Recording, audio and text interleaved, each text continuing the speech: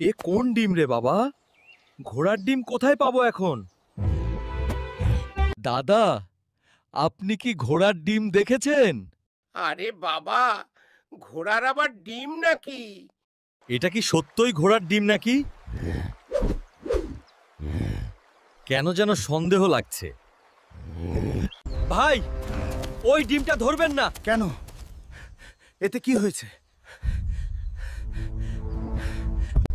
ডিমটা নড়ছে কেন?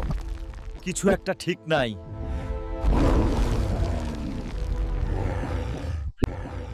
সবাই দেখুন, এই ডিমটা অদ্ভুত। ওহো, এটা তো বিপদ লাগছে। দেখি তো এটা আসলেই ডিম কিনা। ওপরে ছুঁড়ে দেই। আরে, এটা তো ফাটা বল ছিল। আমাকে যে বোকা বানায়।